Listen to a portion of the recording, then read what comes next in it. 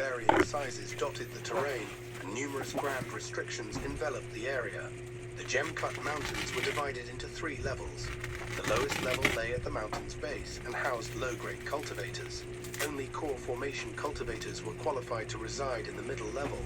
Though Foundation establishment cultivators were insignificant in the eyes of those at core formation and above, to stagnant chi condensation cultivators, they were towering pillars of the sect. The Masked Moon sect's various stewards were all exceptionally capable individuals, each possessing Foundation establishment cultivation, save for one exception. The steward in charge of mortal affairs, Yuan Kun, the sole chi condensation cultivator among them. This exception existed because the Yuan clan, a mid-sized local clan of the state of Beiliang, had welcomed the 6 sects when they first entered the country and had rendered great assistance, particularly to the Masked Moon sect. As recompense, the sect agreed that this minor post would be reserved for Yuan clan members for generations. By chance, Yuan Kun happened to be the nephew of the Yuan clan's lord. With no prospects in cultivation, he was appointed steward at his uncle's personal request. Though lacking talent in cultivation, Yuan Kun was well versed in mortal affairs and handled his duties smoothly, never committing any serious errors. Over time, he firmly secured his position. However, due to the rigid hierarchy of the cultivation world, low-grade cultivators did not show him much respect, and the other Foundation establishment stewards openly looked down on him. Yuan Kun paid this no mind, living leisurely within the sect, relying on his connections and bowing his head when necessary. One day, Yuan Kun appeared in the mortal village closest to the Gem-Cut Mountains, accompanied by 2 low-cultivation Masked Moon sect disciples. As usual, they visited several shops to purchase daily necessities. Unbeknownst to him, after leaving the 3rd shop, an imperceptible strand of spiritual sense quietly latched onto his robes. Attentively observing this seemingly insignificant chi condensation cultivator, not long after Yuan Kun began shopping in the village, he efficiently gathered all the items he needed. Accompanied by his 2 assistants, he then flew back toward the Gem-Cut Mountains.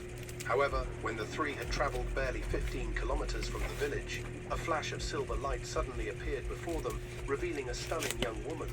She gazed at the trio with a captivating smile. "We are disciples of the Masked Moon sect." Senior, although Yuan Kun's cultivation was low, the strange scene unfolding before him made it immediately clear that the woman was anything but ordinary. Without hesitation, he invoked his identity as a sect steward in an attempt to protect himself and his companions. Yet it was as if the woman had not heard him at all.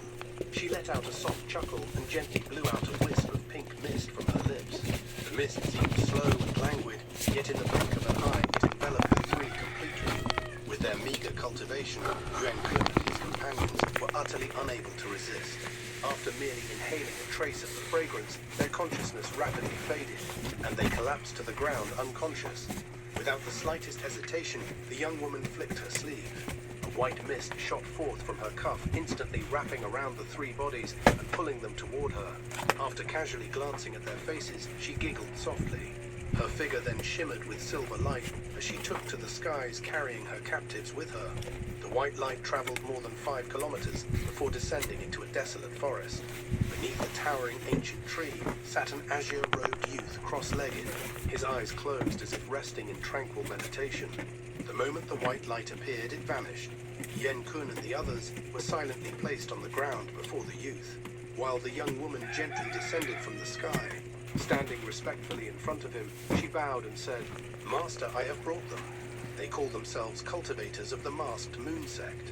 They should be the ones you are seeking." The youth slowly opened his eyes and asked indifferently, "You didn't alarm anyone else?"